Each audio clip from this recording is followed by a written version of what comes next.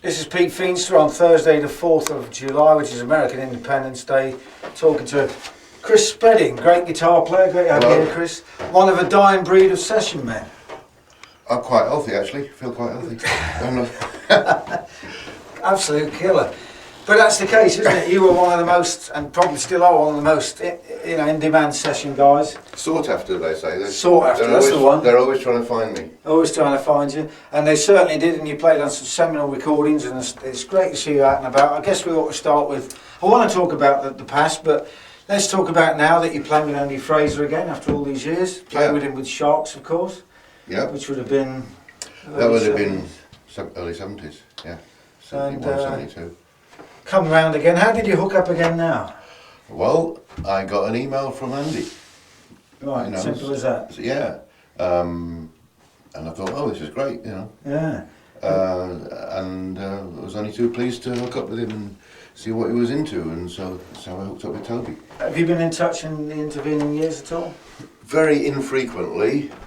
We were both living in California at one point, and Andy still is. And we ran across each other a couple of times in California, but haven't actually worked together on a musical project since the Sharks, so that's why it's kind of interesting and exciting for me.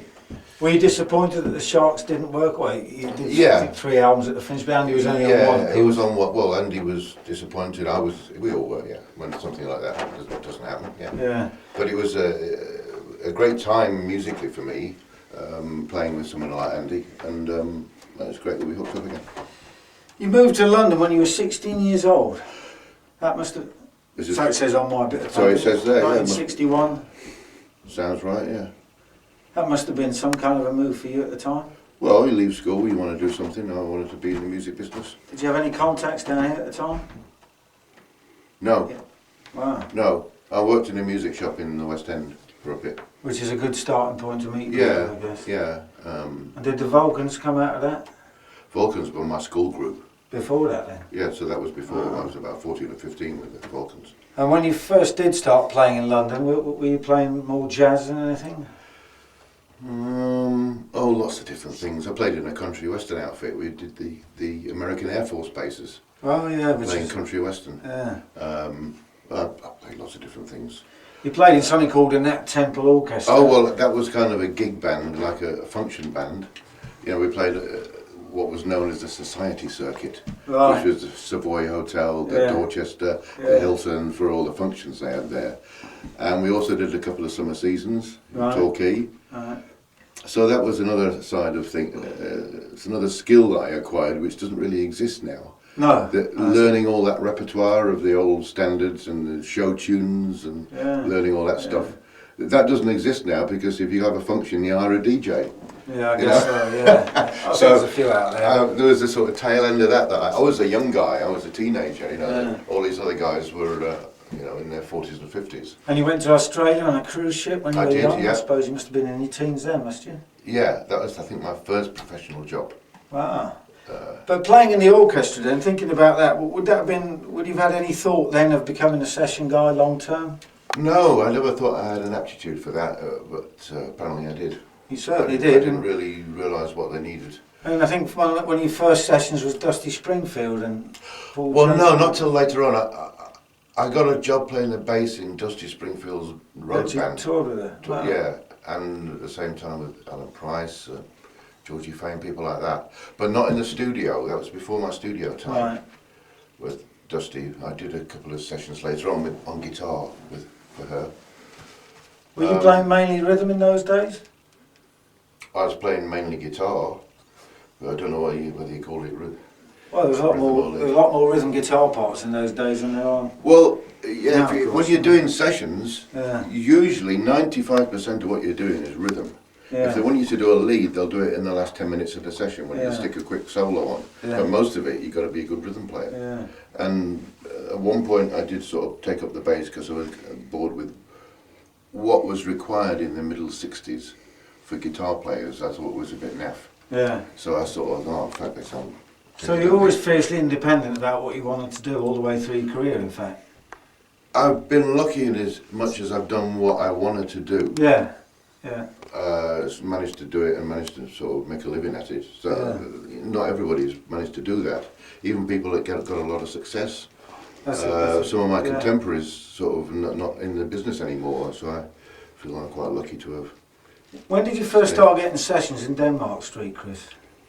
Well, those are in Denmark Street, there are mainly demos. Right. And that you're not really first call, you know. But that's how it would start. And maybe that might start and get your name around. Yeah. I think it was after I played with Jack Bruce on the Songs for a Tailor. Yeah. That was amazing. That was the biggest. Well, 1969. Yeah. That was the first major session, major artist that I worked with.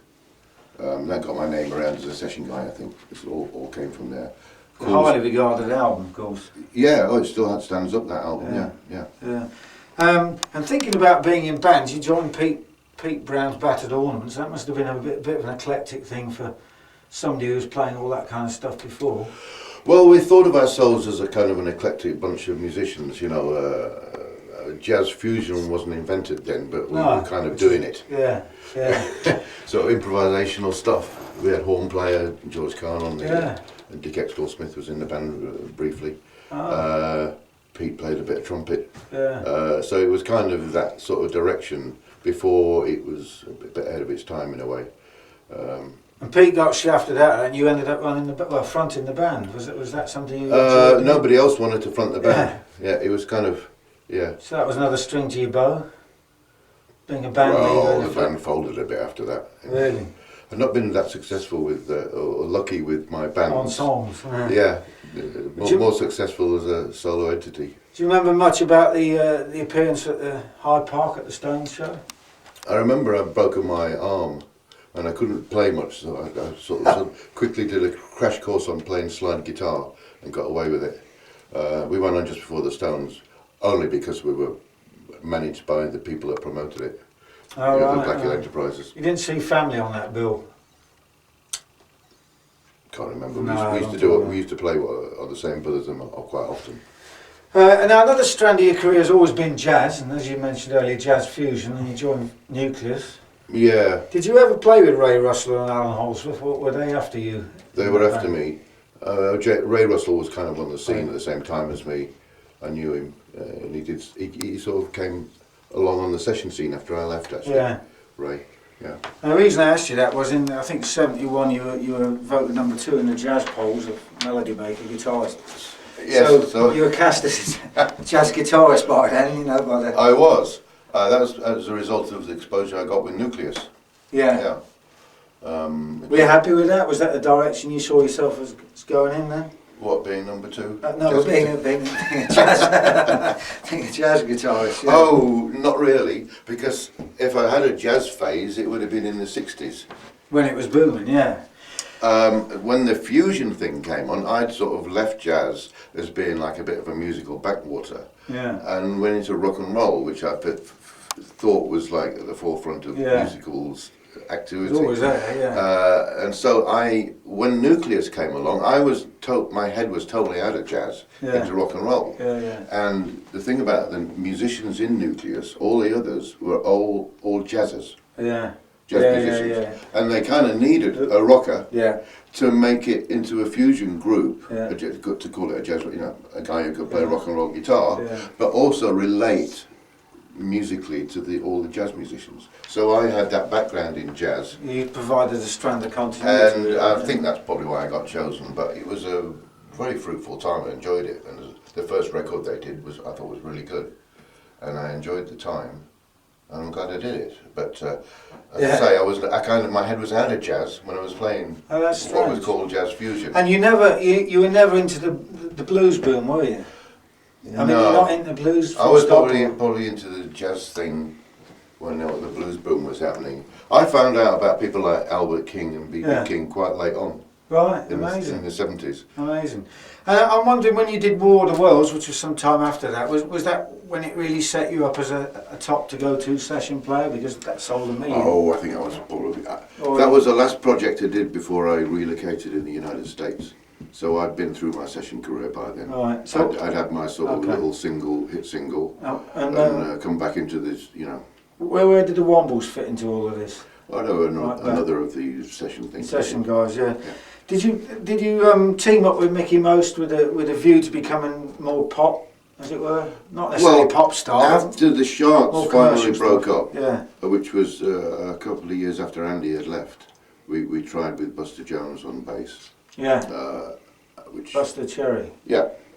He was our replacement. We were kind of lucky to get him because after losing Andy, we thought, oh, who are we going to get? You know, who's like the same type of larger than life type of personality on the bass, and we got Buster Jones, which filled his shoes fairly well. But after that finally broke up, I went back to doing sessions, and let's see, yeah. You also toured with, we're doing this for Get Ready to Rock, so I'll mention this, you also toured with Roy Harper on HQ, of course. Yep. And I've got a quote here, if I can throw this out. You said that the John Cale band of '75 was perhaps the most exciting live band you've ever played with. Right. I think I probably still say that, and the reason for that was that there was a musical anarchy in that band, in as much as John would count something in a crazy tempo, he would change the key, he would start a song that we didn't know, that he had just written, and I loved that because I just sort of, because the old jazzer in me would come out, and it's improvisationary stuff. The drummer, Timmy Donald, used to hate that, because he was more of a rock drummer who liked to at least have tried something out at the sound check. Knows where the tempo was, but I loved it. Well, he's a drummer. And for that reason, that's why I made that quote. It's that's a good very unusual to find in a rock context the same sort of freedom as you do in the jazz. And John Cale provided that. We should also ask you, you almost joined the Stones, of course. Well, there was a story that I was asked, but I think maybe Mick Jagger was winding me up. Oh, really? Actually. Yeah, so once the cat's out of the bag, I have to keep answering that question. So, moving on from that, was the Vibrators your first step into punk rock, as it were? No, the Sex Pistols were. You did a demo for them? I did a demo with them, produced them, and then Malcolm McLaren put on the Punk Rock Festival.